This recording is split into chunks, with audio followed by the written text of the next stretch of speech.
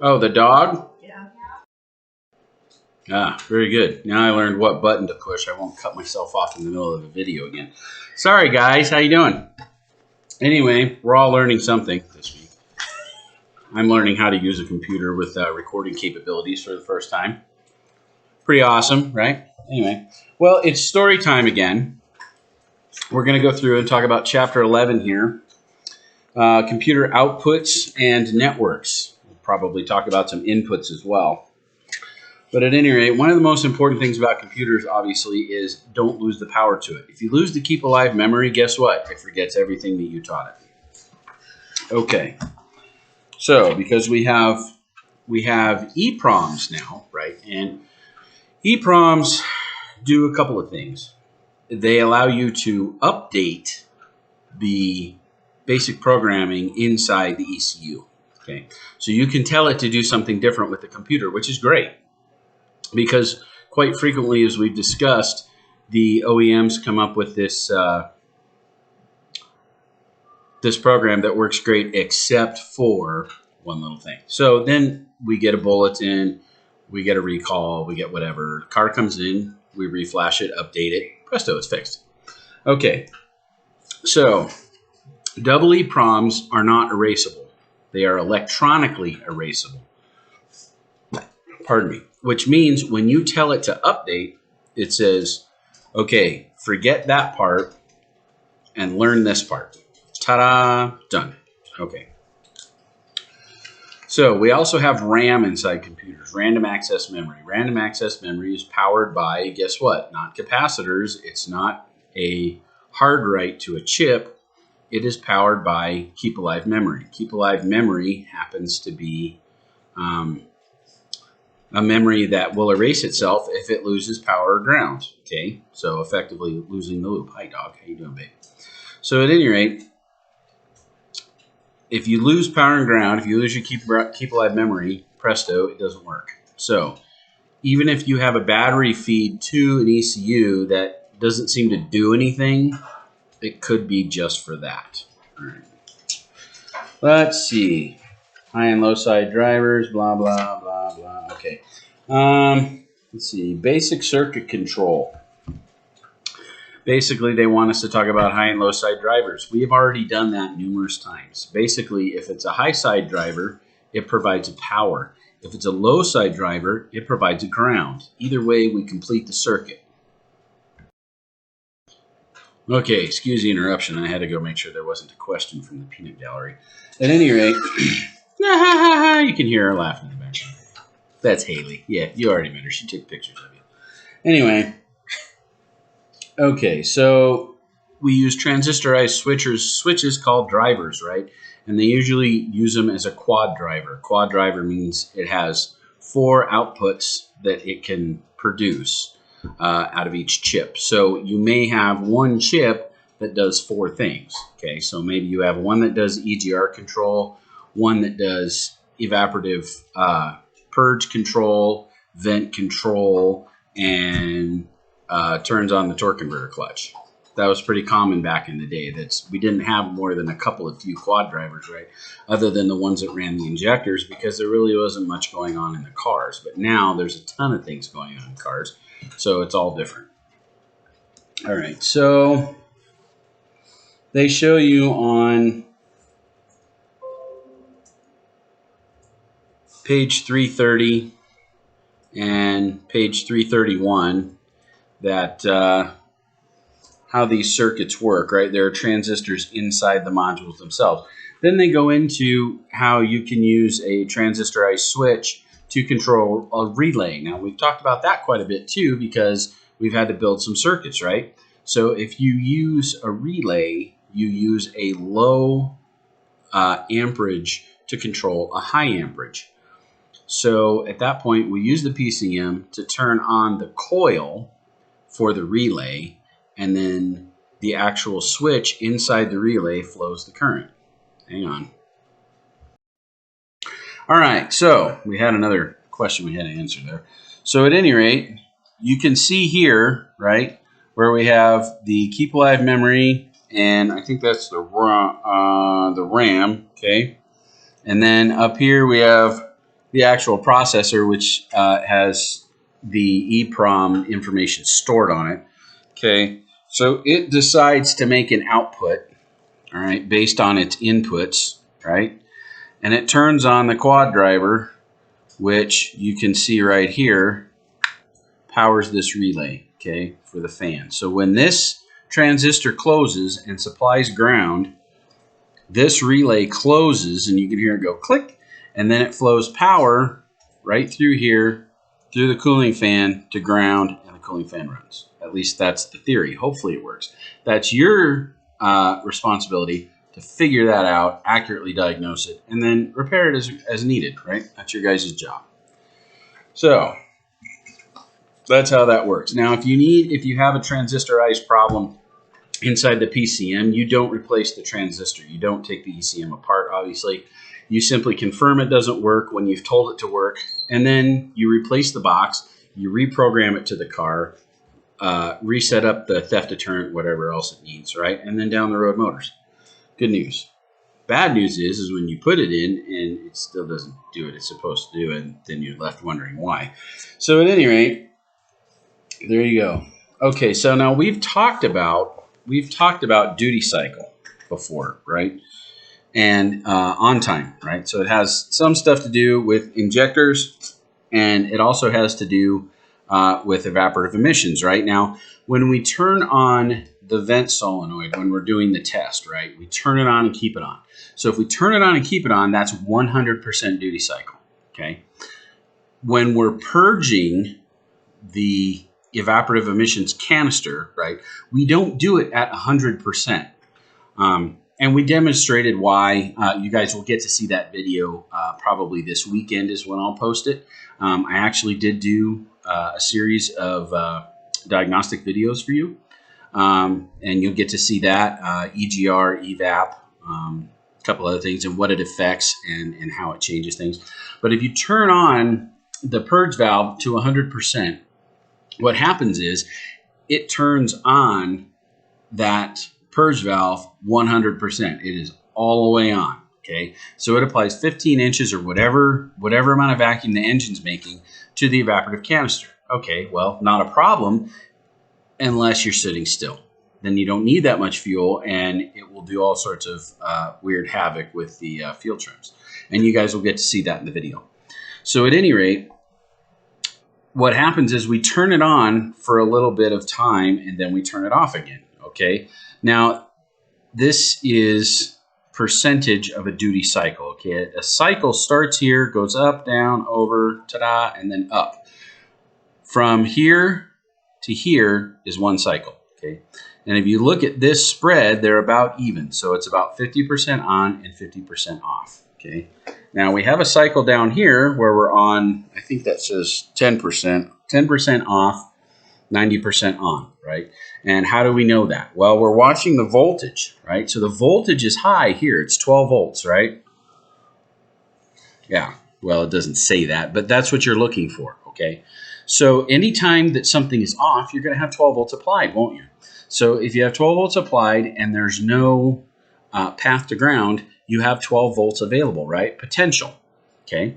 So then we turn it on, and it drops low. It drops to 0 volts, doesn't it? Because that's what happens when you turn things on. Then we turn it off, and it spikes back to 12 volts, right? Because it has potential, but it's not doing any work, okay? So if we have voltage available in the circuit, after the device, we have no ground, and it is turned off, okay? If we have 0 volts available after the device, it is turned on, okay? That makes sense? So when we start to actuate, and you guys will get to see that in the video, when we start to actuate the evap solenoid, we go 10% to 20%, and then I let it stop dead. And I show you why in the video. You get to see it. But at any rate, what happens is this is a visual representation of what happens to the voltage that the PCM is controlling for that particular device, okay? So we turn it on for a little bit, and then we turn it off, right? So this is 90% on time. So the way I did it, this would be low for just double this, right? And then it would be high, because I don't go any further than 20%, and you'll see why in the video. Because actually, I'll just tell you that the biggest reason is because I try to test, as we've talked about in class, I try to test every component on the car the way the PCM tests it. Because if you don't, you're going to wind up with a false pass or a false fail, and we don't want that. That's not how you're supposed to do diagnostics at any rate. So I try to learn what the computer does, and then I emulate the computer, or I do exactly what the computer does. Okay, so that's pulse width, that's duty cycle. Okay, pulse width modulation. Pulse width modulation is the duration of on time, but is not connected to a specific cycle time. The on time of a pulse width modulated signal usually is measured in milliseconds. So what that comes down to is, right, it's not duty cycle, okay? There's no specific time related to this. We're only concerned with how long it's on, okay? So when you measure pulse width modulation, if you're just looking for that, you're only worried about this amount of time right here. And you measure it in milliseconds, you don't measure it in duty cycle. It's not a percentage. Because if you look at how long that has to be on, in some cases, remember we talked about when we had batch fire and we had 33 to 44 PSI, and we had that batch fire injector on for almost 2 full revolutions of the crankshaft to get enough fuel in the cylinder for it to fire and produce extra power, right? So that's going to be like 99% on time. Does that matter? Well, it does and it doesn't, but the biggest thing is if it's easier to understand as a millisecond pulse, then that's how we want to do it. And that's how we're going to program the computer. We're going to tell the computer, instead of trying to figure this out over a set time, because the time will change. Now, why is the time going to change? Because the time that it takes the engine to do 2 revolutions is going to vary based on RPM, okay? So that's why we use milliseconds. And we say, leave it on for so many milliseconds, then turn it off, okay? Presto. All right, so that's the difference. Duty cycle is based on 1 cycle full on to full off. Sometimes that's 1 second, sometimes it's 10 seconds. You don't know, but it's 1 complete cycle. So whatever percentage of on time it is your duty cycle. And if you're measuring something in pulse width, you're measuring it in milliseconds, just like injectors. Okay. All right, we have more examples of that on page 334. If you guys want to take a look at that, feel free, follow along in the book, right? So they just illustrate that the lights are off and then the lights are on. So in this case, if the lights are on right here, then we're using a high side driver. Okay, how do I know that? Because this is the 12 volt part. Okay, this is where we have 12 volts available. Down here we have nothing, so this has to be a high side driver providing power. Okay, or a relay. Maybe we're cycling the relay that quickly. All right. What else? Computer outputs. Okay, well, we just talked about fuel injectors, right? Okay, so let's talk about how it makes some of those decisions. So let's see. What do they want us to talk about first? Fuel injectors are controlled by a ground side driver in the PCM. Okay, now that's true, but always make sure you check your schematic. Always make sure you read description and operation if you have anything to do with injectors. Now, the reason I say that is because direct injection is not the same, okay? Let me see if they've got, I know they have direct injection in here. Okay, so they show this right here as a peak and hold injector, okay? So they turn it on, and then they just need to go click, click, click, click, click, click, click, click, click, click, to keep it open. Then they turn it off, you get your off spike, and there you go, okay?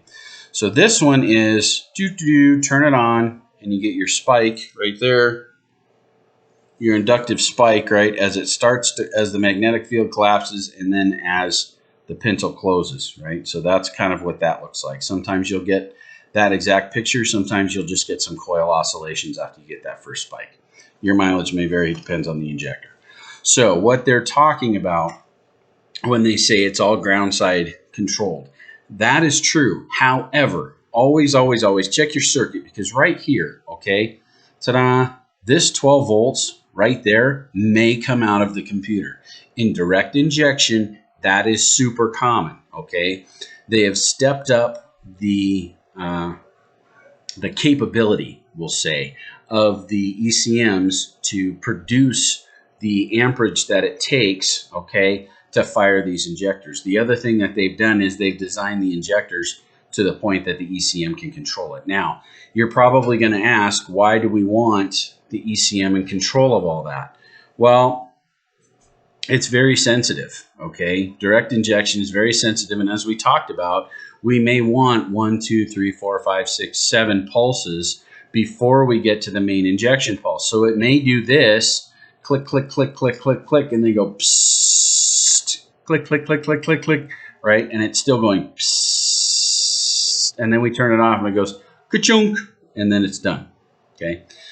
But we may want 1, 2, 3, 4, 5, right? As we talked about, especially with diesel injection, pardon me, to go ahead and precondition that cylinder so that we have less noise. Pardon me, less noise. And I'm going to see if I can't turn that off. I'm trying to think. I don't know if we can do that or not. I wonder if you can get rid of. I'm going to have to check that too. I'm going to have to check and see if you can get rid of the saturation or the preconditioning pulses. I wonder if you can turn that off in output controls, because it's a radical change in what the engine sounds like. It will go back to sounding. They used to call diesels rock crushers, okay? And the reason they did that is because it makes so much noise. I know that the older ones did it, but I don't have access to those trucks. The newer ones, which is what I have, are mine's a 5-pulse truck, and the new ones are 7 pulses, as I recall. I'm gonna have to look that up, but I don't know if there's any way to turn that off to illustrate exactly how loud that injection event can be. I tend to forget sometimes that you guys have grown up without that. So if you want, the other thing, you know what you do? Okay, so go look up 1993 6.5 diesel, okay, from GM, or go look up a 1993 Cummins, okay, or a Ford Power Stroke, and just listen to the difference in the noise. Okay, it's going to be hard to illustrate exactly unless you can see it one way and the other. That's why I'll try to figure out how to turn off pilot injection in my truck and see if that's actually even possible, and see what the sound difference is like. But at any rate, so you just look that up on YouTube. There'll be plenty of examples. Just whatever, engine on a run stand. But you'll get to hear that huge clatter. And that huge clatter is what they all used to sound like, because there was no pilot injection until this stuff came along. Okay, so once the computers got fast enough, and once the computers got smart enough, and as soon as Bosch thought about it, there you go, we came along with pilot injection, and that made everything a whole lot quieter. Okay, so at any rate, but a lot of the gasoline engines too, especially I don't know if you guys have played with the lacrosse at all, but that 2012 lacrosse out in our lot, that one is gasoline direct injection, and it does provide power and ground to both circuits. It also has comparators on the high side and the low side, and it knows whether or not that circuit is a complete loop. That's one of the reasons they do it. So at any rate, okay, let's see, what else do we have? They want us to talk about what the computer sees and how it works. Okay, I made sure to discuss some of this in class, so hopefully you guys have a little bit of a basis for it. Okay, so the PCM works the injectors. Okay, PCM works the injectors spray into the engine burns the fuel, and then it comes down to the oxygen sensor, right? And that's what we were talking about before, wideband, narrowband, okay? So this sends a signal back to the ECM. The ECM says, hey, that's rich or that's lean. So guess what? It modifies the injector pulse, goes through the engine, comes back to the O2 sensor, and based on that feedback, right, this is a feedback loop. This is closed loop right here, where the PCM is watching, it's doing something, it goes through the engine, it watches the result, and it makes a change, okay? So this is closed loop. If it were open loop, it would look like this, okay? The PCM would send fuel to the engine, which would burn it. And then the PCM would send fuel to the to the engine, and then it would burn it. But it ignores the oxygen sensor. That's open loop, okay? This is closed loop because it runs in a circle, okay? It's just exactly like the furnace in your house, okay? The furnace watches the thermostat and sees that it's low. So it starts the blower fan and it turns on the heat, okay? So then it looks at the thermostat again. The thermostat sits here and sees the change, right, in the temperature level, and then reports back to the furnace card, and the furnace says, oh, it's warm enough, we can turn off now, and it will. So then it waits until it gets feedback from this again saying, hey, that's low, time to turn on the furnace again. So that's exactly how that works. Okay, now, as we've discussed before, there are a ton of, I really hate this, there are a whole bunch of inputs, right? And you guys can just follow along with me. That's going to be easier. That's page 335. Okay. So the mass airflow reports to the computer continuously, right? Well, we hope so. Anyway, if it doesn't, we got a problem. Okay. And then the ignition module, okay, reports to the computer because the mass airflow reports to the computer and says we have this much air coming in. If we have this much air coming in, we need this amount of fuel. Now, the mass airflow doesn't determine that. The mass airflow says, we have this much fuel. The computer says, hey, based on this, we need this much more fuel. So the other thing is the ignition module reports to the ECM, okay? The ECM looks at the RPM and the math and the map, if it's available, and calculates the load. And it says, okay, well, we're under heavy load, light load, idle, whatever, okay? And it says, okay, well, we're going to go to this cell and we're going to wind up in that block, okay? That block says we put in X amount of fuel, okay? So we do that, then we run the injectors. The injectors put in that amount of fuel. It burns in the engine. We check the oxygen sensor, and then we make a change if we need to. That's how that works. Okay, so the other things that you guys can see here are the throttle position sensor, the coolant temp sensor, the intake air temp sensor, the oxygen sensor, which if you'll notice, is in a dashed line, and it says air-fuel ratio feedback correction. Okay, so the air-fuel ratio feedback correction is simply that, all right? We've put this amount of fuel in.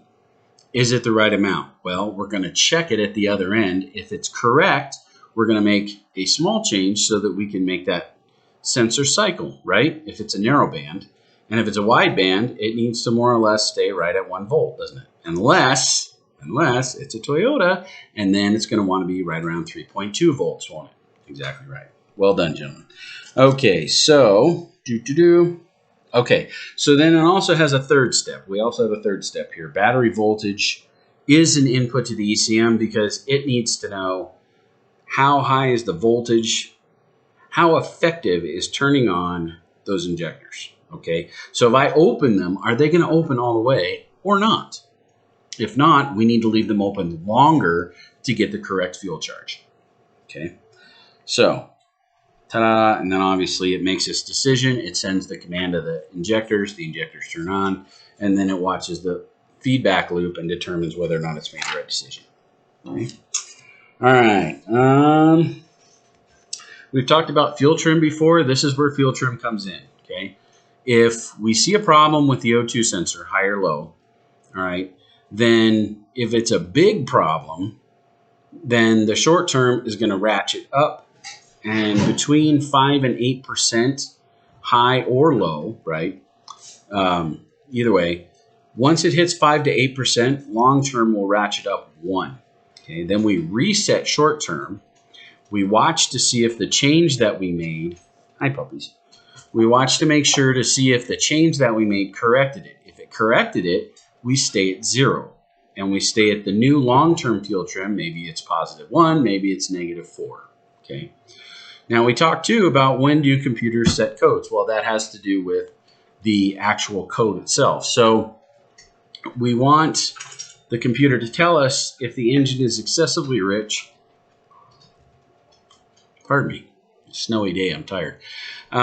If it's excessively rich or excessively lean. So if it's one of those two things, then we need to set a code to alert the driver to bring it in. Hi, puppy, I love you. Go lay down. Go lay down. Daddy's doing school. So what happens is we need to alert the driver to bring the vehicle in for repairs, right? If it runs too rich, well, okay, it's going to develop some carbon and things like that. And it'll burn extra fuel and get terrible gas mileage. But if it's lean, you can really destroy the engine, right? Okay. So we need to alert the driver, bring them in, get that repaired. And usually that's between 15 and 20% positive or negative.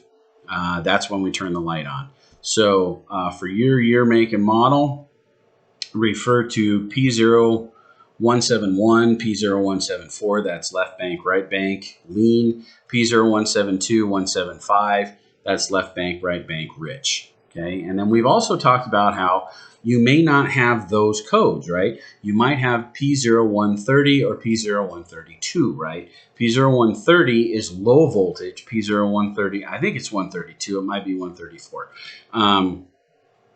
Might be 135. Anyway, you'll have to go look it up. I don't remember for certain. Mostly I see lean codes. Mostly I see low voltage codes. I typically don't see high voltage codes. That's an unusual failure. So at that point, you're going to be diagnosing a symptom. You won't be diagnosing the actual oxygen sensor itself most of the time. So 130 also happens to be not only a low voltage code, but it can indicate a circuit problem. Okay, so just be aware of that as well. All right. What else? Oh, here we go, page 337. So idle air control. Remember we took a look at that motor that's on the side of the throttle body that controls the air, pardon me, into the engine past the throttle plate on a manual throttle blade, right? That's with a cable only. It's not fly-by-wire, okay? Not fly-by-wire is the IAC, all right? And it's a valve. It's not a sensor, okay? All right, so we also talked about how that pintle can get run in and stuck in the mud, or the carbon, if you will, right? And then not be able to pull back out, and then the car won't start, correct? So one of our things is to push on the pedal, give it a little bit of air, see if it runs. Okay, perfect. All right, so typical throttle actuator control, right? That is a fly-by-wire motor type throttle body, which is what you guys are pretty much all acquainted with, because they haven't made cables in 15, 20 years. So you guys are all used to that by now. Exhaust gas recirculation valve. We have talked about that quite a bit. I have made you a very comprehensive series of videos on that. You guys, I think, will really like them. I hope. Used my own personal cars. Showed you exactly how it works, exactly how we test it, how we take it apart, what to look for, how to clean it, all of that. So hopefully you guys will enjoy that. Variable valve timing. So, okay, so let's see. EGR, obviously, let's finish covering that. EGR is where we take exhaust gas and dump it into the intake manifold to cool those cylinders to prevent NOx formation, correct? All right, oxides of nitrogen, all right? And that's what Cole was worried about too on his BMW project, which he's bumping up to 11.5 to 1 from 9 to 1, and that's a valid concern. So at any rate, you may have to program that valve, Cole, or variable valve timing if that's the case, to give you a little more overlap to mitigate that NOx. Or if you move up to a bigger converter, then the factory converter will work for quite a while. But if you overwhelm it, it may not be effective enough. There may not be enough in that bed to take care of it. So what you might do too is just add another cat. Just bolt it on behind, and just use one of those high flow cats that's a triple bed cat, and you'll be okay. At any rate, but that functions just like a vacuum leak, just exactly like a vacuum leak, okay? And you guys will get to see that in the video. The car runs rough and all of that good stuff. Okay, variable valve timing. Well, we've talked about that. That makes a difference in how much air charge we can get into the cylinder and how much exhaust charge we get out and how much exhaust charge we reintroduce to that cylinder in an EGR type function. Okay, but that's how we've gotten rid of that valve.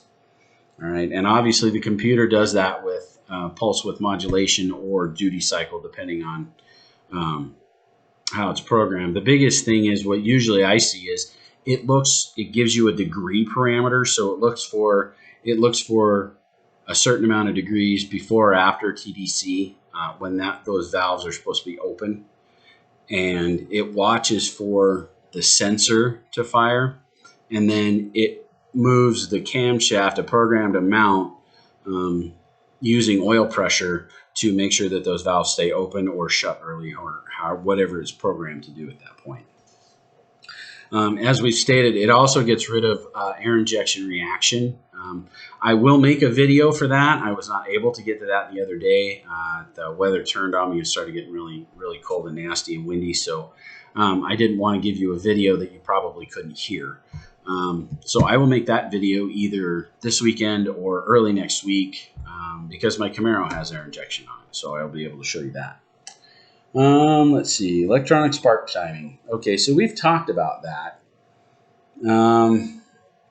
So the ECM makes all of the main decisions. Okay, we've gotten away from the mechanical distributors and trying to put all of that knowledge and inputs and outputs into the module itself is not practical. It's too small. Also, it would have to have so much information coming into it to make that decision.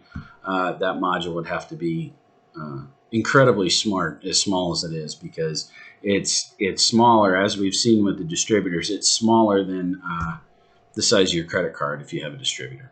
And if you don't have one that's inside the distributor, and you have the flat module, like we've had before with the GM 3DI, right? The 3-coil direct ignition module, right? Or distributorless ignition module. I've heard it called so many things, it's crazy. At any rate, what you got to know is it's a flat piece about that thick and this wide, and all the coils sit on top of it. It's almost the same module from every car with slight variances on inputs, and that's it. Like we talked about with the older batch fire V6s in the waste spark, we have a 7x pulse coming into that one. It gives a 3x pulse to the ECM, and that's what makes the car run. On some of those newer cars, pardon me, it actually has a cam sensor added to that, but the cam sensor doesn't report to the module. It reports to the ECM. Now, the 3800 is an exception to that, where it actually has the dual trace crank sensor, 3x, 18x, and it has a cam signal. All right, so we've talked about that as well, and I've showed you that in class and showed you the traces. So hopefully you guys have all gotten a chance to play with that. So the electronic spark timing, the module gives up at 400. It says, I've got a 5-volt reference signal on my EST bypass. I'm done. I will listen to whatever it is that the ECM wants me to do. And then the ECM takes control because it knows load and it knows fuel delivery and all of that stuff, and the mass airflow and everything else. So it knows how much spark it wants. So it tells the module when to fire. The module says, oh, yeah, it's okay, we can do that. So that's what it does. It listens to the ECM. All right, transmission controls. Now, as time has gone on, okay, this started off, wow, way back. Yes? I am leaving. Okay. Will you guys please feed my fish tonight in the morning, please? No, you feed your fish. You need to empty the dishwasher, too. We'll feed the fish and take care of the dishwasher. Thank you. You have everything you need? Yeah. You're taking your chem suit, your gas mask? On my Anytime. Okay. When are you coming home? Tomorrow? around this time tomorrow. Okay. Unless.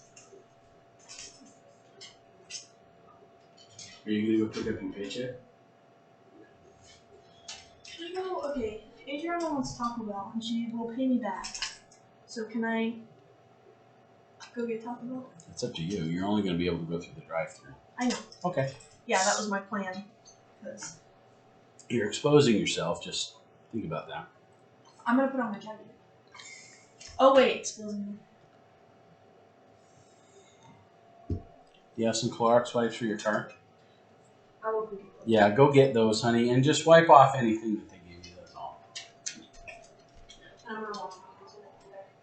Yeah, that's all. Just be careful, sweetheart. That's fine. I don't see a problem. Thank you. Yeah, they wanna. Adriana wants to play with the VR, so most of all this is. I wondered what you're hacking for. Still loaded for bear. You know. All right. Yeah, that's fine, sweetie. Like I said, just wipe everything off and do me a favor too. Wipe everything off before you come in the house tomorrow. Before, like maybe you leave and then you wipe it all down in your car, or wipe it all down and just pack it up. I need to get another bag. Okay.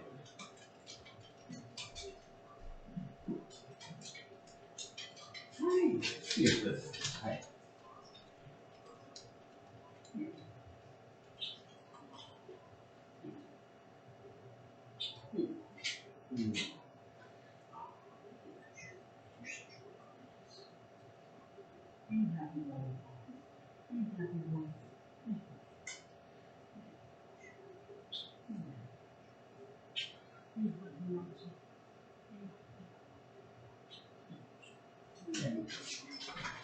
You guys go lay down.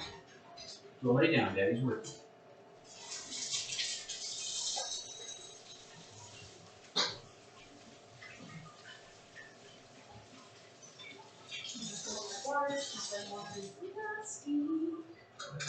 Yeah. Are you going to take this or that? What? You want this or the filtered water? I don't care. Yeah, we changed the filter on all that. Remember it plugged up? Mm-hmm. Okay.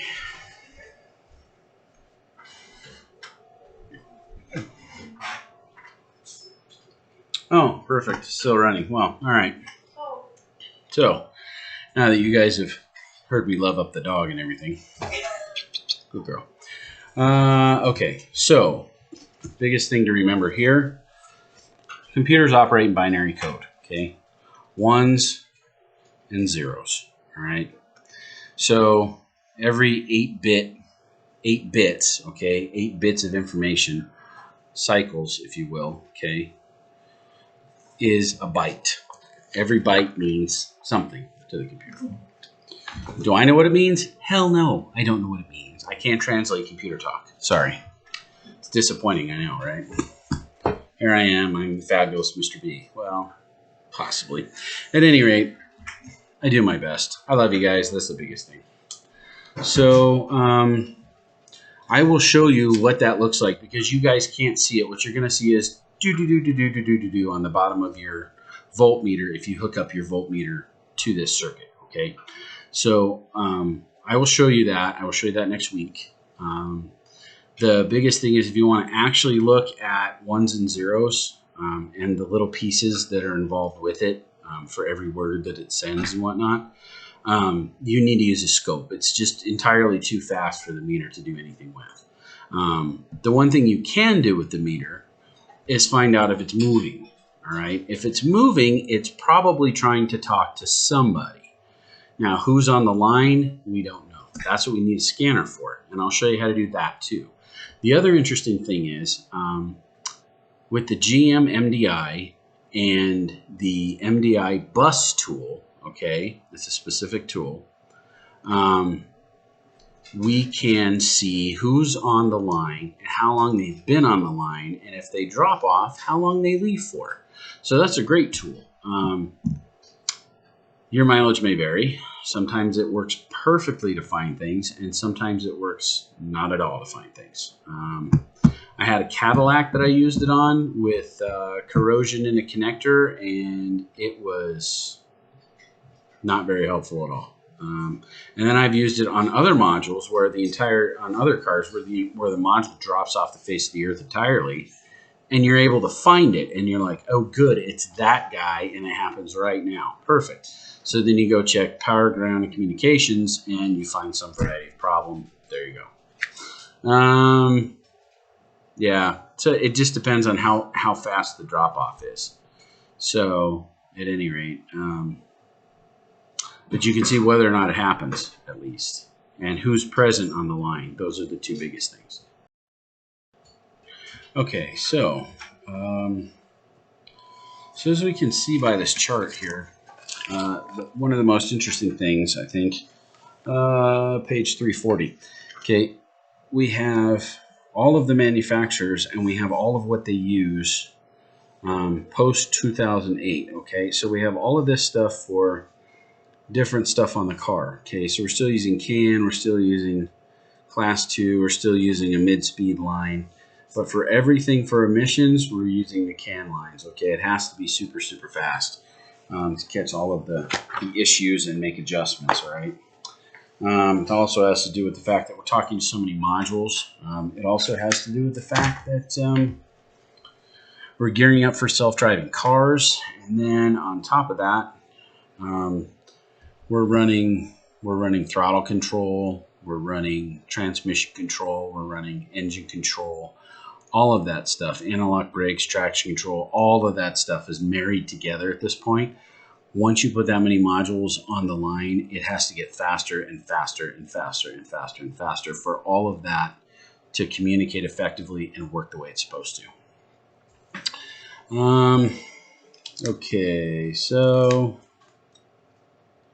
yeah, I'll just let you guys read this stuff because quite honestly, here's what I typically remember about communication, okay? CAN lines they both start at 2.5 volts. One goes up, one goes down, okay?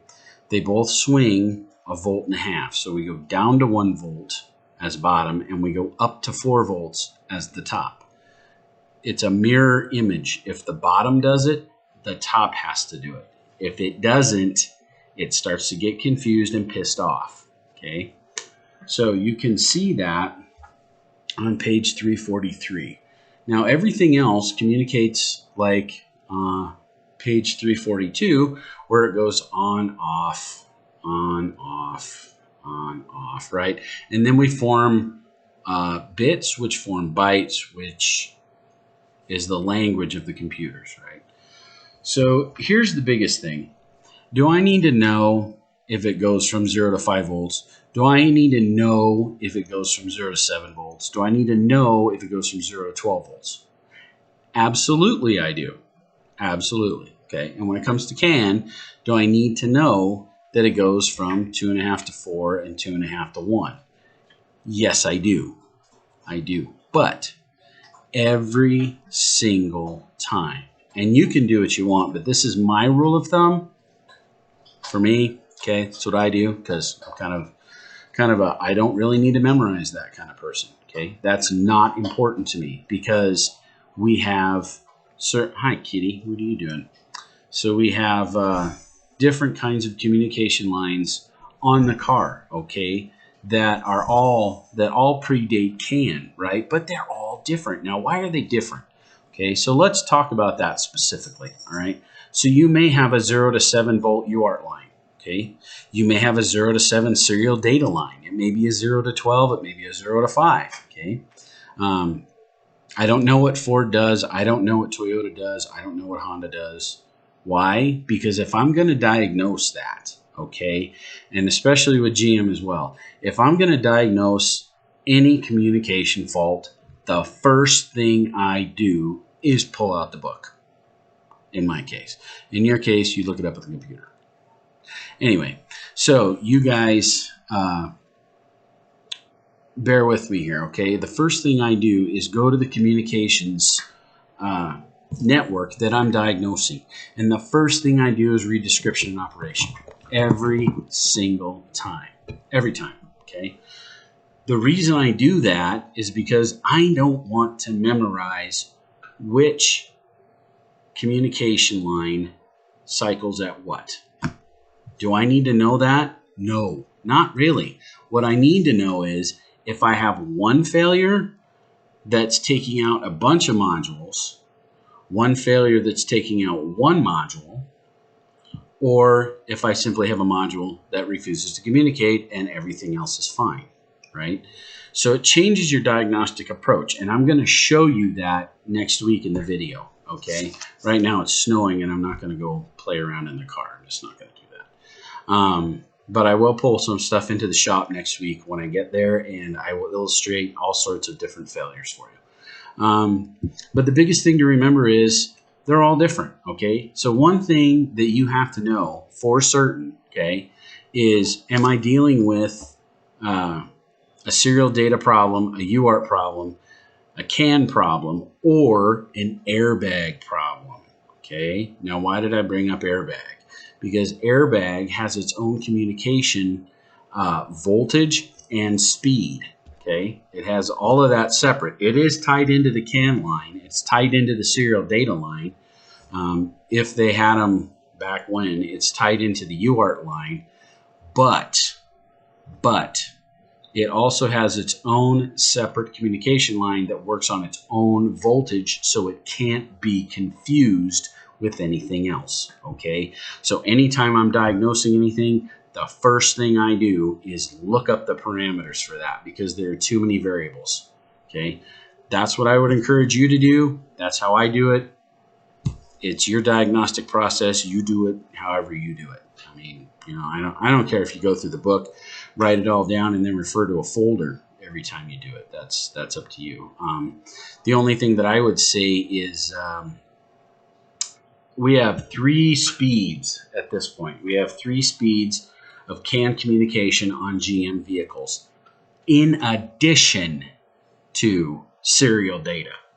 So you have a high, a low, and a mid-speed line. They all do something different. They all talk to different modules. They all tie together at the BCM. That's like the gateway as a rule. That's your rule of thumb, okay? Rule of thumb. The BCM is your gateway for GM. For everything else, it probably is as well. GM, definitely. The BCM is the gateway to all of these different communication lines. They all come together. They all work through that processor to talk to each other, okay? The other thing that I'll say about the GM BCMs in particular are the new ones, 18 and above, I believe, are also the security module. Okay, half of that is the security module. So anything that anybody sends against that car to try to take over that car has to go through the BCM at this point.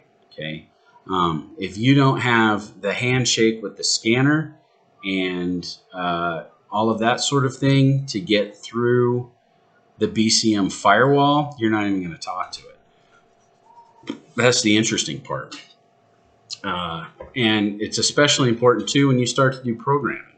If you don't have that handshake, it won't work. So at that point, presto, 128-bit encryption, good luck to you. All right, so one of the things we talked about, they had GM LAN too for a little while. Before they had the CAN network, they had the LAN network. LAN is local area network. CAN is computer area network, okay? So what's the difference? CAN's faster, and it has more stuff connected to it. That's it. I'm trying to remember if the local area network was a single wire or if it was a 2-wire. I can't remember. I want to say it was a 2-wire. CAN Communications came out on everything that was mandated. It was mandated to come out on 2008 model years. So 2008 and up is your rule of thumb for that. But by then, some of them were already switched over to the CAN protocol, and at that point, you couldn't use the Tech 2. You had to use GDS. Now, you guys have GDS2. Be very, very, very glad you have GDS2. GDS1 sucked. I was there for its rollout. It had a couple of good features and it had a couple of interesting caveats, but by and large, it was a pain in the neck. It was a huge program. It crashed often. Usually when you were right in the middle of trying to figure something out, it would die. And it took up a horribly large space on the computer. It was awful. Let's see. So one of the things about controller area network, or CAN, right? One of those things. They say it's a universal communication method or language, right? So everybody can use it to talk on. Now, why is that important? Okay, how about this? OBD2. Ta-da! Okay, remember OBD2? So if you go and you look back in the book a little bit, it will show you when everybody started to communicate at 10,700 kilobits per second, okay? That right there is class 2. Class 2 is OBD2 compliant, okay? That's what everyone had to go to. Now, whether GM called it serial data, everyone else probably has their own name for it. So if you flip through here and you see that ISO, blah, blah, blah, something else, whatever, Class B, J1850, SCP, ISO 9141, KWP 2000, blah, blah, blah, okay? That's everyone's personal name for serial data or 10,700 kilobits per second, okay? That came out in 1996, and all of the computers had to be compliant with it because of OBD2. OBD2 allows all of the aftermarkets to be able to access all of the P0 codes, the B0 codes, the C0 codes, remember? So if that's the case, they all have to have the same speed, pardon me, they all have to have the same speed and they all have to have the same language, okay? So all of the vehicles on the road from 96 and newer on serial data at first and then CAN later for a certain amount of codes has to be the same because it's mandated by the federal government, and that's what enables Cole's shop and Micah's shop to be able to talk to those, and also me, I guess, from that matter, because I bought a Snap-on scanner and did aftermarket work, right? So at that point, being able to communicate with all of those vehicles is very important. It's federally mandated, and you need to release that information to be able to do that. So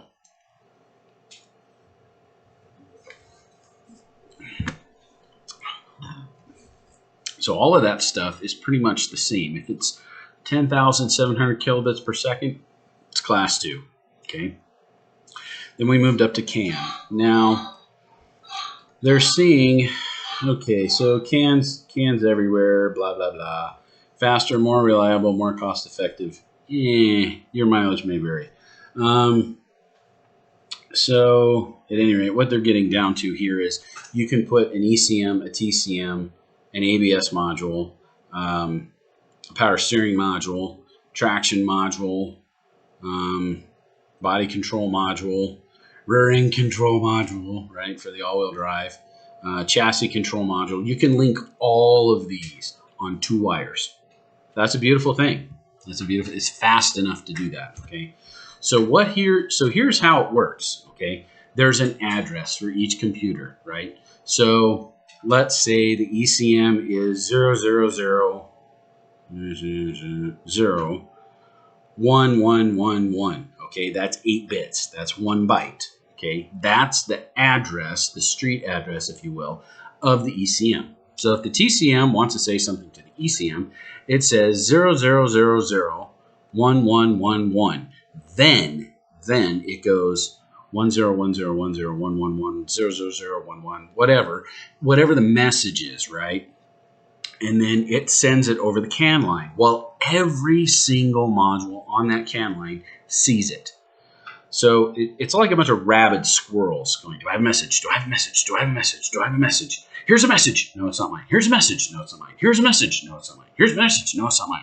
Here's a message. Oh, it's mine. Oh, let's read it. Let's read it. Oh my God, what does it say? right? So that's what the computers do.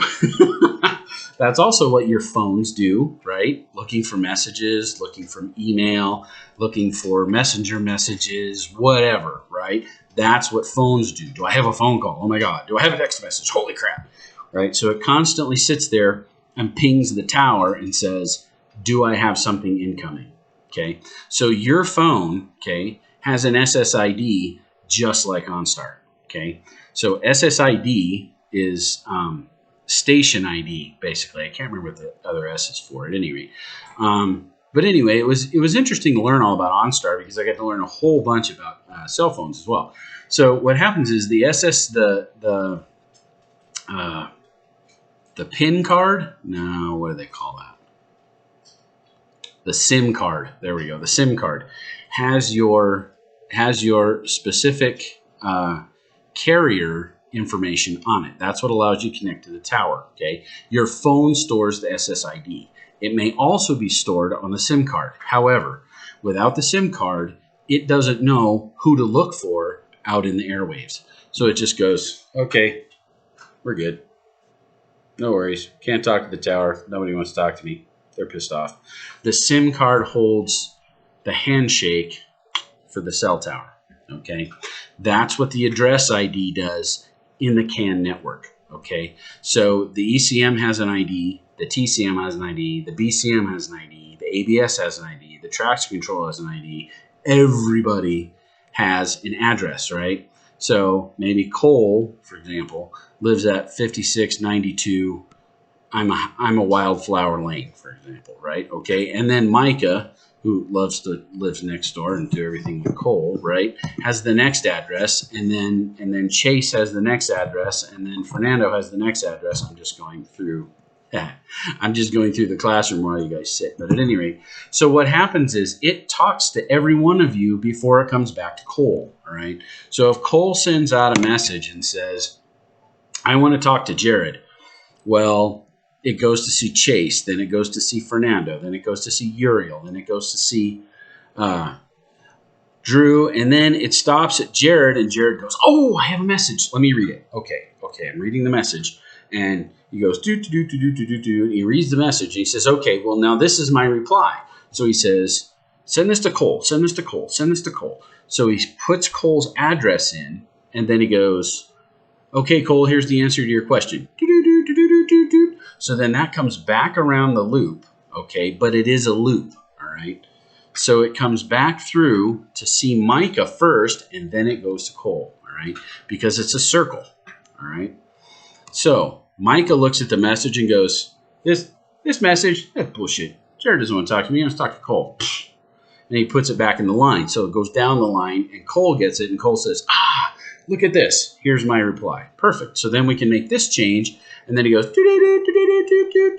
and then it goes through Chase and Fernando and Uriel and Alex and goes back to Jared. And Jared says, oh, look, I got a message. Now I need to make this change, okay? And he makes this change, and then he says, okay, now I got to go tell Cole, boop. And he puts another message on the line. And it goes back up to Cole, and Cole gets it after Micah checks it out and decides it's not for him. And then Cole says, hey, look, he made the change. Cool, that's awesome, terrific. We're going to put that in our data bank, and we're going to remember that. Ta-da! That's how CAN communication works, okay? It is a loop, all right? I know they show two wires, and I know they show resistors on each end, but that's effectively how it works, okay? So if you have one side go down, your mileage may vary. It may work, and it may not, okay? We'll play with that next week, all right, when I do videos. We'll play with it. The biggest thing to remember is that if you take down one side of the loop, the other side may not work, okay? So the way they like to do this, let's see how, and they also use, the other important thing about this is they use a twisted pair. Why do they use a twisted pair? Well, we're only using 5 volts, right? It's on a 0 to 5 volt scale, okay, if you will. So it doesn't generate much EMI. But what's important about communications, especially things that run throttle plates, brakes, transmissions, you better get that damn message where it needs to go. So if you have to do that, you need to avoid EMI. What produces EMI? Anything on the car that produces a magnetic field. So just about everything. So the biggest thing that we do is we twist the wire. We make it a twisted pair. When you twist wires together like that and make a twisted pair out of it, it seals out any EMI, okay, as long as it's working properly. All right. Now that doesn't mean that if you separate one a little bit and you lay a spark plug wire across it, okay, it's going to jack it up because guess what? It's only one. Right? If you have an excessively big loop, they say that you can only have 1 inch of non-twisted wire anywhere on that car, okay, in any part of that harness. So if you have to make a repair, you have to make sure it stays twisted within that 1 inch parameter, okay? That's what General Motors says, at least. I've made numerous repairs to communication circuits using that parameter, and I've had no issues. So there you go. That's how I would do it. So at any rate, so what they do is, okay, and then they show this a little differently, but they on page 343, they show that the diagnostic link connector connects to the central gateway module, which in GM's would be the BCM, and then it goes on from there. Okay, it says diagnostic CAN C connects to the central gateway module, and then it goes to all the CAN C buses, and then they have a CAN B bus that runs to all the modules and the LIN master. We'll get into that here in just a second, but the thing to remember is a lot of times it will talk to, okay, we don't always have a central gateway module called out as such, okay. Chrysler uses the TIPM, all right. So if you can't talk to the TIPM, you're not talking to anybody. General Motors has the body control module, but if you look at how they wire it, they don't wire it directly to that module and then send it out from there. What they do is they bring 2 wires this way and they go to a connector. Then they bring 2 wires in this way from the DLC and they marry them together at that connector. So it's a parallel circuit piggybacked so that you can watch what's going on, okay? It's different than having to go through a module to talk to everything else. Some communication systems on some vehicles will force you to do that. One that I know of on GMs for a fact is the hybrids. Okay, so the series hybrids that we have, or the parallel hybrids rather, pardon me.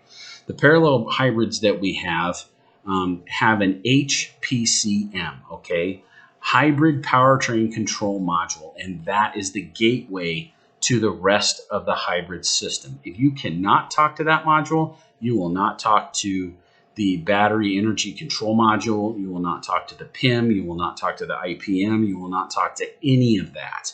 It just doesn't happen because the HPCM is the gateway and it's in command of all of that. So it's on the CAN bus line, but it separates itself directly from all the rest of the modules. So if you plug in, you can only see what it will show you, and if you can't talk to it, you won't see anything. So your mileage may vary. This is why I always check the schematic and read the description and operation. Always. That's the first thing I do when I can't talk to something. All right, I got the dog out. Hold on. Here we are. Okay, so then we have, over here where it says LIN master, and it has LIN slave 1, 2, 3, and 4. Okay, so here's what we need to understand, okay? Most of the time, what you're going to find is when you have a LIN master, all right, that's a local interconnect network, all right? What I found playing with these is you will have a 2-wire mid or low speed bus, okay, depending on what's on the line and what it has to control, all right? to the Lin master. The Lin master looks at all of the slaves. Now, what's the difference between a master and a slave? Well, in this politically correct sort of society, maybe we should say the Lin manager and the Lin helper modules, or the Lin drone modules. Anyway, so that's my bit of levity for the day. But at any rate, the Lin master is in control of the slaves, right? It gives a command and the slave doesn't, right? And then the slave reports back and says, I did it. Okay, so then the Lin master reports, in this case on page 343, to the central gateway module and to everybody else that's on the CAN-B bus. All right. So just keep that in mind. If you have one of these codes, you're probably looking at something like, well, the one that I replaced the most was the gear shift lever position switch. Thank you, Cat. Yes, I love you too. You're a good boy. So at any rate, I don't really want to be climbed on. Nope. Thanks, Cat. All right. Well, hang out. You're comfortable. Everyone, this is Comet. He's a good kitty. Ouch, Cat. God damn it. Quit clawing the shit out of me. So, at any rate, why don't you need to take a walk. I'm busy.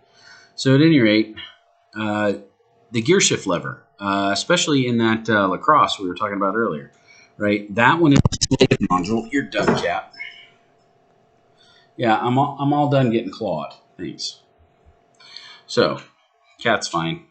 He jumped down. I'm not. I'm going to be bloody later. At any rate, so the Lin one of the Lin slave modules is for that shifter. So it takes the shifter position and reports it back to the Lin master, okay? Which sometimes, as in this case that I'm describing right now, is the BCM itself. The BCM takes that information and sends it to the powertrain control module and the transmission control module. So both of those modules can do what they're supposed to do, shift the transmission to reverse, neutral, or drive. Right. And in this case, it's interesting because this is an older design. So the newer ones, as we were talking about, I believe a little bit in class, they're all electronically shifted. Okay. And when I say electronically shifted, I mean not only are they shifted in and out of gear 1, 2, 3, 4, 5, 6, 120, but they are also electronically shifted into and out of park. Correct? Now this one is a hybrid. Okay, this was before they allowed manufacturers to go ahead and make the electronic shift. They required that they put a cable on that. All right, that also has to do with, as we talked about before, they also require a direct link between the steering shaft and the actual steering mechanism. Okay. And also for brakes, you can't just put a sensor on the damn thing and then have a pump do its job. You actually have to have a master cylinder that produces pressure that will push the calipers in an emergency. What I'll tell you is they have a brake pressure simulator module on the 2008 hybrids, and sometimes that pedal just goes straight to the floor. Pretty sweet. So how they have it designed is not how it works at all. So that's pretty interesting. Because their thought is if you just keep pushing and pushing and pushing and pushing, you'll go through the part where the module produces the pressure and you'll produce the pressure. Proven it many times by people that have rolled through stoplights. That's not how that system works, and it can fail. So I guess it's a good thing that nobody knows about that at the NTSH8 level. So at any rate. Okay, so back to slaves. So this one in the lacrosse has a master slave on the Lin bus, okay? So the slave is the actual little Prindle, PRND, right? So that's great. Well, it doesn't light up anymore, and it doesn't report back to the master module anymore, so it sets a code. I think it's Lin code 39, if I remember correctly. At any rate, that shifter also, though, has a cable that runs out to the transmission. So guess what? You can still shift the transmission, drive the car, it simply turns a light on. So at that point, you go check the light, find the code, diagnose it, and there you go. The other thing too, that when you go to diagnose this module, it's incredibly easy. You go, do I have power? Yes. Do I have ground? Yes. Is there communication trying to be made? Yes.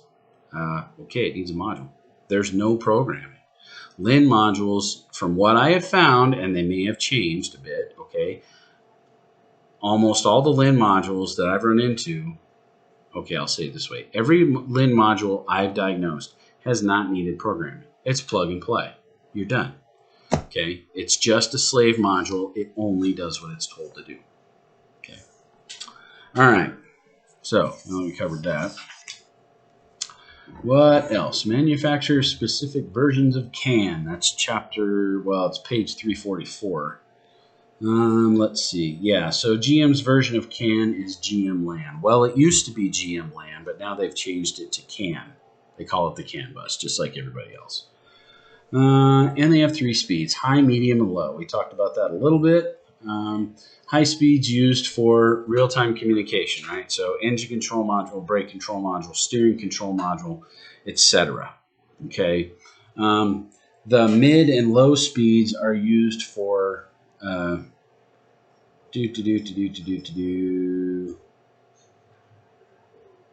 oh, it's for communication between modules. That's horribly specific. Thank you so much, whoever wrote the book. And then the GM LAN low speed is used for radio, some of the airbag systems, heated seats, and instrument cluster gauges. Now, they say airbag in there. Now, why are you worried? Well, you shouldn't be.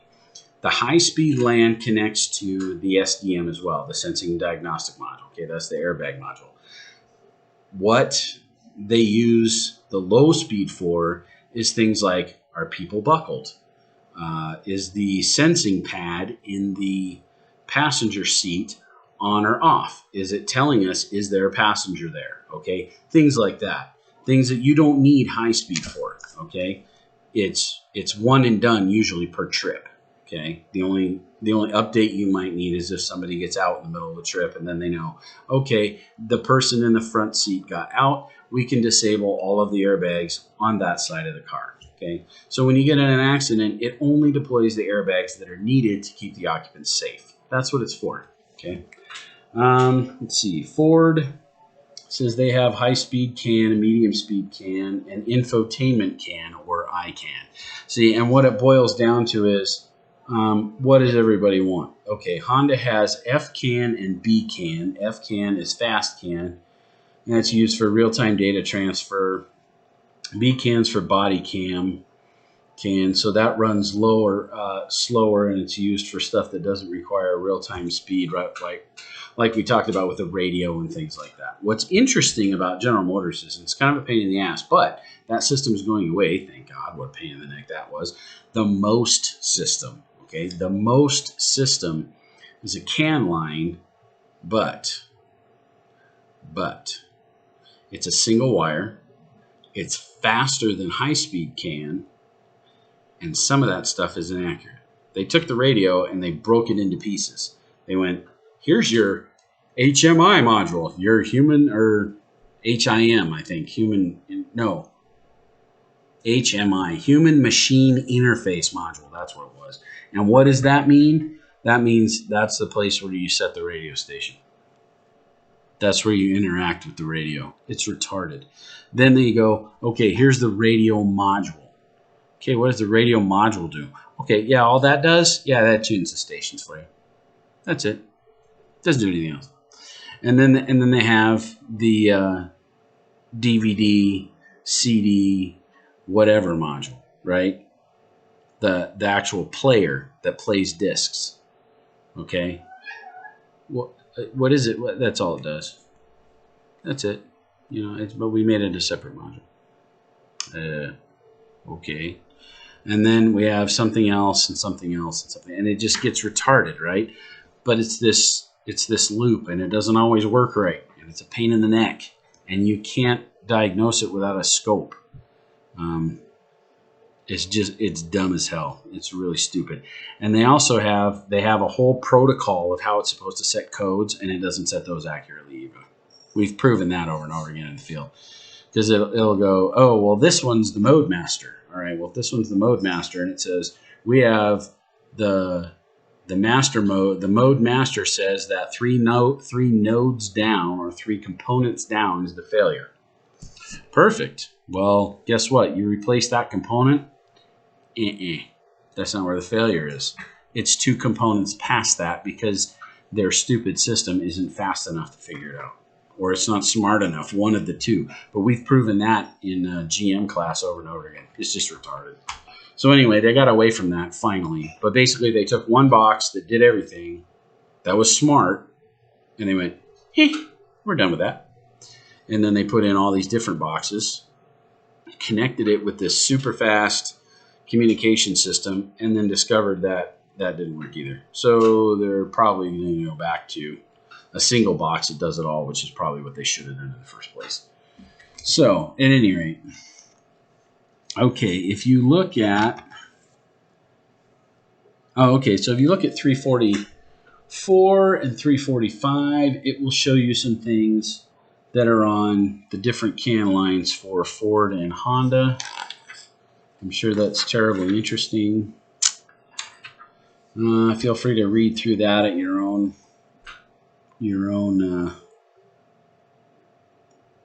discretion. So let's look at 346. We're going to talk about network wiring for a minute. Okay, now this is important. Okay, it's important to know which one you have. Now we have the first one up top, which is a star connector. We have a central comb usually. Okay, that's what it looks like.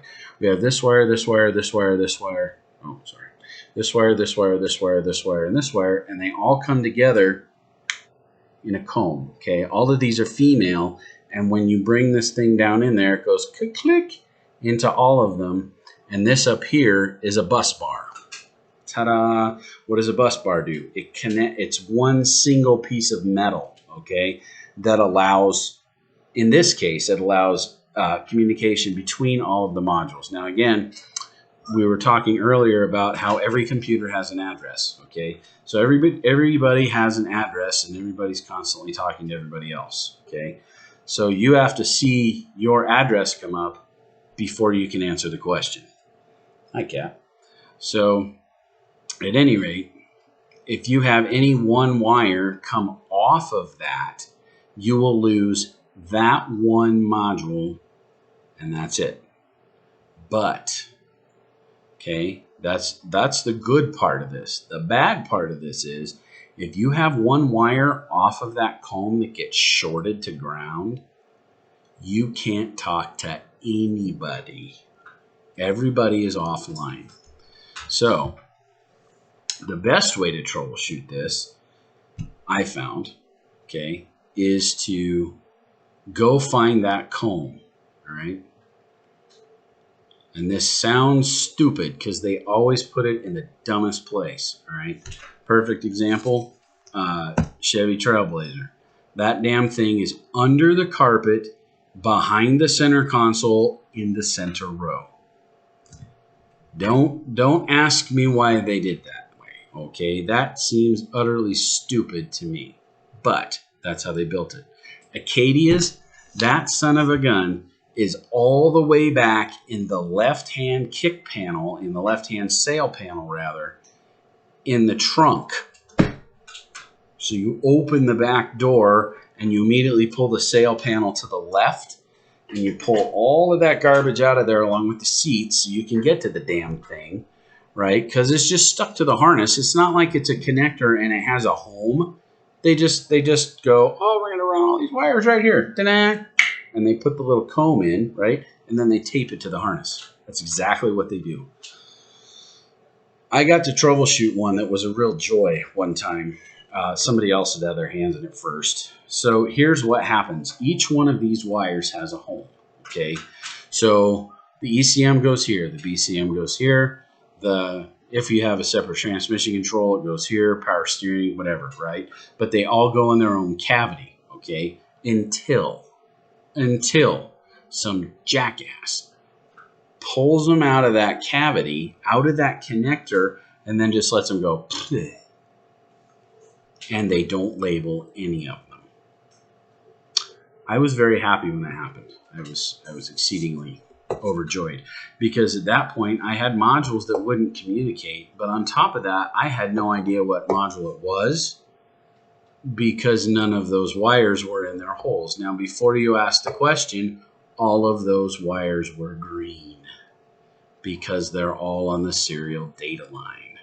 Okay, so at that point I was dealing with PCM, BCM, SDM, ABS, and SRS, or the airbag, as it were. But I was dealing with two airbag modules, the one under the seat for the SDM and the one that was in the passenger seat that measures whether or not somebody's sitting in it. So, brilliant. So what I had to do was start with each connector and ohm it back to its parent module to find out what cavity it belonged in, to figure out what the hell I had that wasn't talking. It was a joy. And then put them back in the right cavity. So I started with that. And then I started finding out that the passenger presence module in the passenger seat wasn't talking, and something else wasn't talking, and something else wasn't talking. So I started doing some diagnosis. All the wiring was good. There were no shorts to ground, and all of the modules had power and ground, and all of the wires were not cut. So I actually had module failures, and I had like 3 or 4 modules fail all at once. I suspect, I was never able to prove, but I suspect that the car was hit by lightning. Usually when you get multiple failures like that, ordinarily what happens is it's had some sort of event that the entire car has gone through at once. Power surge, some variety of that. So at that point you have to really question, are we doing this warranty? Are we doing an extended warranty? Are we going to the insurance company? Or are we just charging the customer? That's something that I usually kick up to the boss. I usually let them figure that out. In this case, I don't remember, honestly, if it was customer pay or if it was insurance or if it was something else. And the only reason I say that is because I got the thing secondhand. It came in and it wouldn't start, and the kid next to me, and I say kid because I was 40 and he was 25, and I was trying to teach him something, and he didn't want to listen. Okay, you don't have to listen. That's fine. You can pay me now or you can pay me later. So the car came in. He was checking some things out, and I went, if you have this, because he was getting like 120 ohms on the high-speed line, and the car wouldn't start. And I said, if you've got 120 ohms on the high-speed line, one of your terminating resistors is gone, right? So I don't know if you all know this, but you will after next week, because I will show you the schematic. I will walk you through the diagnosis, and I will show you how to do all this stuff, okay? There's a 120 ohm resistor on a CAN line at either end, okay? When you put, because it's a parallel circuit, when you put the ohm meter across 6 and 14, you get 60 ohms. He had 120. One of those was gone, okay?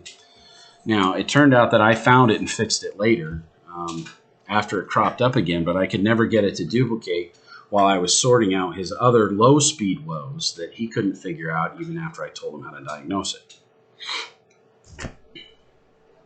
But what happened was I got thrown under the bus by my friend Mike. Apparently, this kid, nice kid, couldn't troubleshoot his way out of a wet paper bag.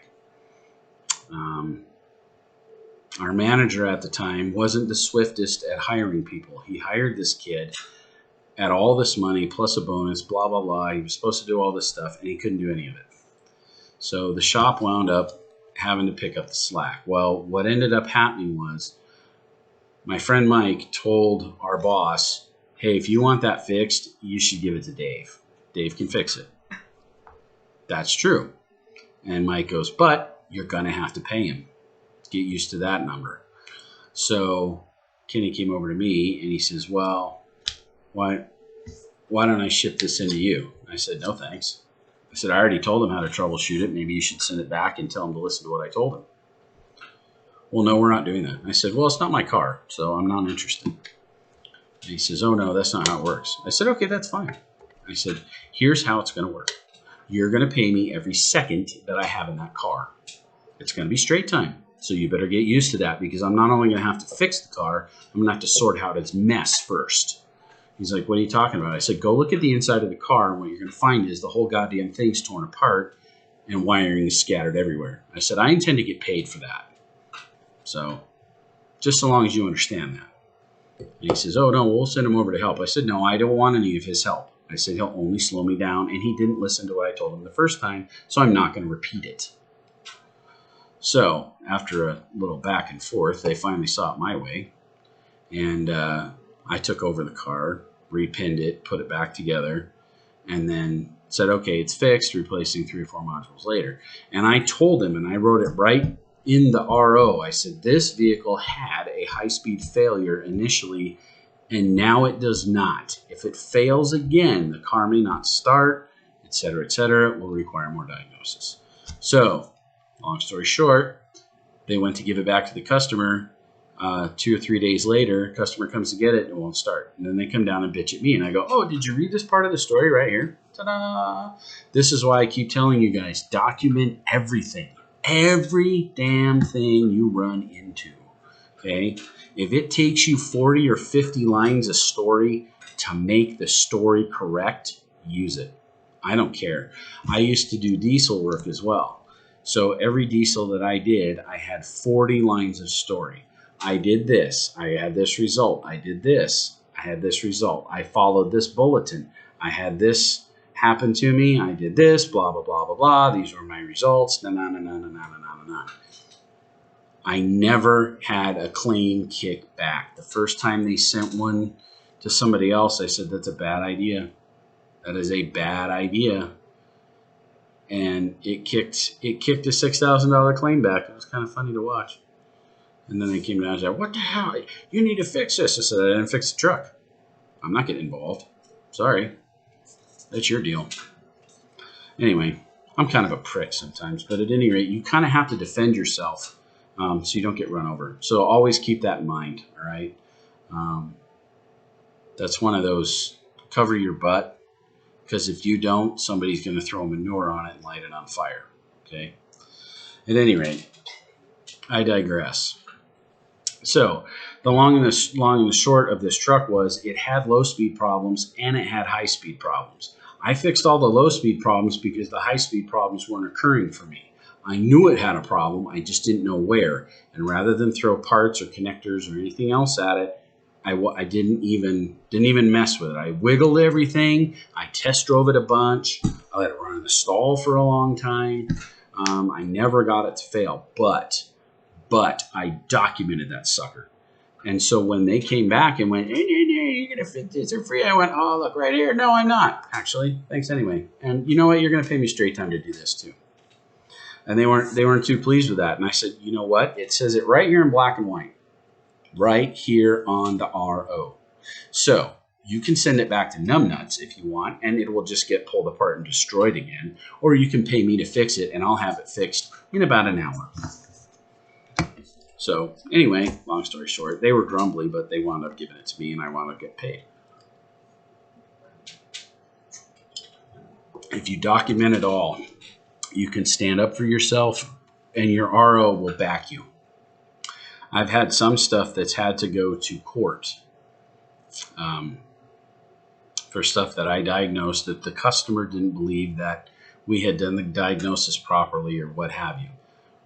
My documentation of all the steps that I took on the RO saved the company $1,000 because otherwise we would have had to buy an instrument cluster. Ta-da! There you go. Right? We had another one where the guy was just pissed off about the bill. But I documented absolutely everything that I did. He took us to court and he lost. So I've had 2 cases go to court, and I'm 2-0. Always, always, always, always document what you've done. Reference the documents, the document numbers in your computer, right? If you can. Document the steps, the failures, what you've done to duplicate it, etc., etc., etc. And if you do a thorough job, it will stand up in court, and then you don't have to have an ugly conversation with the service manager about who's paying for what. So there you go. Anyway, so like I said, if you short that line, guess what? It takes down the whole of everything. So what you do is you go to that comb, and after I had sorted everything out, what I could do was I could pull out one at a time until I got my communication back. All right. Ta-da. Okay, that one didn't change. That one didn't change. That one didn't change. That one didn't change. Okay. So now that I've moved 4 out of 6 wires or whatever it was, I went, okay, we may have multiple failures. So now that we know that this one runs to the passenger presence, pull that out, label it. Pull this one out, label it. Pull this one out, label it. Presto, I have communications now. These 3 modules are my problems, or at least these 3 lines. All right, anything that's on this line is my problem. So then what you do is you go to the module, you disconnect the module. You check the wire end to end, right, with your voltmeter, and you check the resistance. And I know that Cardell hates that, and I know that Doc doesn't like it either. But that's always my first step, okay? Is the wire even intact, all right? That's all I want to know. I don't care how much resistance is on it. I just want to know, is it intact? Is it in one piece? Then go from one end of the wire to ground, okay? What are we checking there? Obviously, we're checking for a short to ground. If there's no short to ground on that line, but when you hook it up, nothing communicates, you have a short in the module itself. Okay. Now I know Mr. Daves and Doc always tell you the module is never at fault. Double check it, triple check it, and it's still not the module, it's something else. Okay, well, if when we do this, we have power and ground at the module and it's proper and it's not grounding out anywhere and nothing else in the harness is grounded, right, shorted, that could possibly be taking that communication wire to ground, it's the module. It has to be. It can't be anything else. Okay, all right. So then we have the loop configuration, all right? So that's the star configuration. You pull one at a time apart until things start to communicate, and then you can get an idea. So hopefully it's a single wire, or, pardon me, or the wire is pinched someplace, right? So either it's a single module failure, hopefully, or you have a pinched wire, it's easy to find, and it's a short, it's over with. On that Trailblazer I was talking about, I found this more than once. I found it several times, actually. And I got to the point where I could have that star connector out and the connector wire pulled in about 10 minutes. I knew exactly where it was. I knew exactly which cavity it lived in and everything. So I would go in, find no communication, pull back the carpet, pop out that one wire, and presto, communications restored. The truck starts. You can drive it in. And on the 3 that I did, all 3 of them, they smashed the wire in the harness with the DVD clip, right? So they had the DVD player up top, and the screen comes down where there's pinch clips, right? 4 pinch clips, and they go click into the roof module. When they did that, they smashed the communication line and they shorted it to ground, and I found that all 3 times. So that got to be old hat after a while.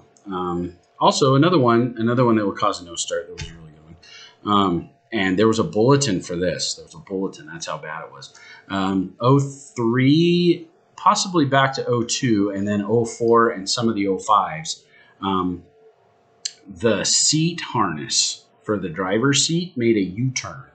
Okay, at the back of the run channel. So what would happen is it would fold that wire into the track, smash it, and then pinch it, and then it was shorted, and then the ECM couldn't talk to anybody because we didn't have CAN communications yet, and then it wouldn't start. So, and anyway, and some of those, interestingly enough, if I sat in it, it wouldn't do it. But if we got somebody heavier to sit in it, it would do it every time. So even the movement in the seat track was important, and not only causing that fault, but fixing it. So I used to pull that harness up and out of the way and zip tie it someplace else after he repaired that wire. So that was okay. Now they have a loop. They also have a loop configuration. And what can happen is, depending on where you're, that's on page 346. Depending on where you're open, or if you have a short, usually it goes right through the module, so it will take down the whole line. Okay. If you have an open, what will happen is you'll lose a section of those computers that won't talk. So you start with the one that will, and then you start to trace the wire, and you look for shorts and look for opens between that module and the next one until you figure out which one is causing your issue. Let's see. Yeah, and then we talked too if there's an open on the star connector on any one of those wires, the rest of the computers talk, but the one that has the fault won't. So that can easily be found with an end-to-end check. You just go right to the star connector, go boop, and then go to the module and go boop, and then if it says OL, presto, then the line's open. All right, piece of cake.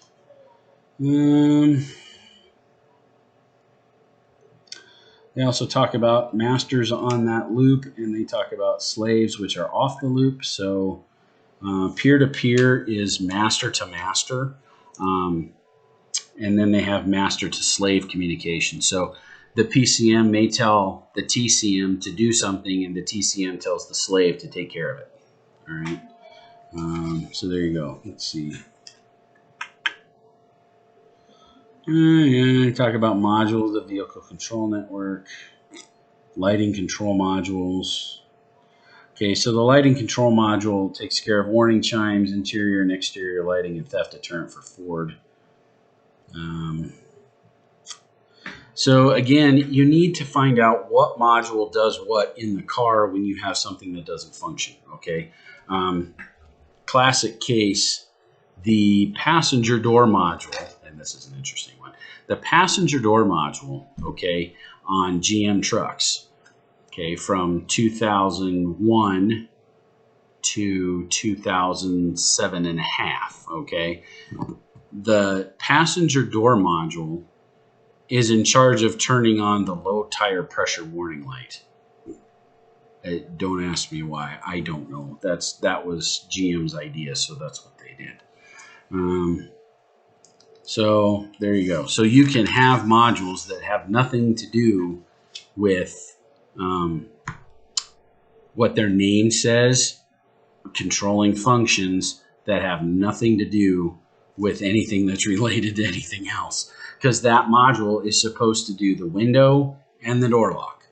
And then they went, there it is. You got all this extra space in there with a couple extra chips in there. We'll make it take care of the low warning light on the dash for the tire. Dude, the low pressure warning light reports to the RCDLR, right?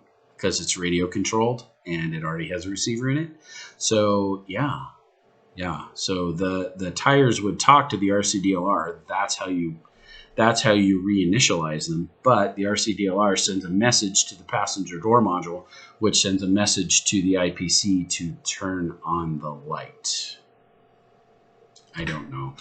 The thing about it too was that the passenger door module also contained all of the information for inflation pressure. So if you need to change that, right? So if you have tires that have a different pressure rating on them, and you want to change the low pressure light to reflect that, right? So if you put 3/4 ton tires on a 1/2 ton truck, suddenly they're not 35 psi tires, they're 80 psi tires, because you went from a 5-ply to a 10-ply, or a 4-ply to a 10-ply, right? And people do that all the time because they figure that their 1/2 ton trucks are going to drag whatever the hell it is that they want to drag. They're retarded, but that's what they do. So technically what you should do is you should go into, and the other thing too is that sometimes if you overinflate tires, it will turn the light on as well.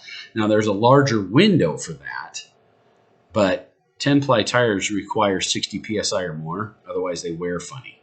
That's an Ask Me How I Know story, unfortunately. At any rate, so there you go. Also, your mileage may vary. It depends on the size of the tire, what kind of truck it's on, et cetera, et cetera. So, at any rate, what it boils down to is that's where you find that information. It's a stupid place to put it, but when you go in to change it, there you go. Okay, so what else? What else? All right, the rear integration module talks to the driver's door module, which operates the power window motor, right? That's on page 348. That's out of a Cadillac. The rear integration module also runs the door locks, and it also runs all of the remote function actuation stuff. That's a Cadillac design. Okay, they call it the rear integration module, and they make it do several different things because it is the RFA module, as it were, right? The fob, remote function actuation. Okay, heating and air conditioning. So the ETAC, right, the electronic automatic temperature control, okay, presto, has its own little communications bus. Hold on, the dog wants to come in. Okay, here we are. So the older and this applies to older systems. That's the first thing I'm going to tell you. Okay, but it has its own communications bus. Okay, so we used to start off with as you guys tore stuff apart and we talked about in HVAC, right? The automatic air conditioning has a control head that talks to a programmer that talks to something else that makes the doors work, right? There you go. So that is what they're describing with this right here, okay? And some of those, if you press off and warmer or whatever, it depends on the control head, year, make, model, whatever. Some of them, if you press the right two buttons and hold it, will A, reset to whatever the primary temperature is outside. It will use that and not have to relearn it. And then the other thing that you can do if you press two different buttons is it will display the trouble codes for you. We actually had a guy with an Oldsmobile, and he came in and complained because in Colorado we have such a variation in temperature, right? So he gets in his car at 6 a.m. and goes to work. Well, he needs the defroster and he needs the heat, right? So and it reads, I don't know, 20 degrees out. Okay, perfect. So the newer cars are less sensitive to this. They have a different algorithm. But the older cars, all right, they had, well, the computers were limited. We'll just say that, right? Because effectively what it boils down to is these are all cars from the late 80s and early 90s when this system was brand new and 100% computer controlled instead of like the older Cadillacs from the 60s and 70s where you'd move the dial and it was simply a thermostat, and that would run a thermostat over here, and then that would move the door, right? Okay, but it was all mechanical, right? It was electric, but it was mechanical. Now, in this instance, we have a microprocessor making all the decisions. So that's a little different scoop. So what would happen was the guy would get up at 6 in the morning, he would get in his car, it'd be 20 degrees out, and that's what it would say on the display. Okay, perfect. So far, everything is fine. So he drives 2 miles, and then the heater kicks on, right? We talked about the little old ladies who don't want cold air on their feet. Okay, makes perfect sense. So because it's March, right? Because it's March, at noon, when he would go to lunch, okay, he had to park outside. And we've discussed the fact that when you leave the windows up in a car, you wind up generating, over 100 degrees in the car. Well, the guy didn't want to roll the windows down, okay? And those cars had to go a certain number. He had to drive it for 15 or 20 minutes, over 45 miles an hour, before they would even start to learn the outside temperature, before that would start to change. Well, if you're driving 2 minutes to lunch, it's not going to learn. But you're going to be sitting in a car that's 100 degrees on a 60-degree day, and that's damn uncomfortable. So what we did was we actually taught the guy to push and hold the 2 buttons until it would read the outside temperature as such, and it would reset, and then he could use the air conditioning to cool the car off. So there you go. But that also has its own has its own communication, as we talked about with the programmers and that kind of thing. So, at any rate, let's see. Yeah, they talk about vehicle theft security systems and power door lock modules. Um, some modules are standalone. Like a sunroof control. That's what they're talking about. So there's a little computer that watches the load where the sunroof goes chunk, chunk, chunk, right, and then goes to the vent position. So those don't talk to anybody; they only do their job. So at any rate, all right. Well, I think that's the end of chapter 11. I'll let you guys do some posting and things. I will go through chapter 12. I'll either post that this weekend or I'll post it Monday. I don't know for sure. At any rate, and we'll go from there. But we have dogs here that need to be petted and fed. So you guys have a great evening. It has been my pleasure and privilege to bring you all this wonderful information. I am going to go check your discussions, and I will monitor that over the weekend. I can't promise to do it 100% 24/7 because, that's just out of the scope of my power, honestly. But I will keep an eye on it, and I will be probably fairly attentive to it Sunday evening, as I'm guessing that most of you guys are going to be working Saturday, and probably Sunday will be the day when you leave a lot of those comments. And then next week, we'll go through chapter 12, which is OBD2 and computer systems, and we will also do some light touches on chapter 13. Chapter 12 should be largely review. We've talked about OBD2 quite a bit. And we've also talked about how the computer works and all of the things that it watches and everything else as we've gone through this semester. So hopefully that will be pretty quick. At any rate, there you go. I'm gonna go post this, which is gonna take forever because it's a huge file. And my internet's gonna go down when it does it. So there you have it. Just know that. And you guys have a great weekend. Love you guys, and talk to you later. Bye.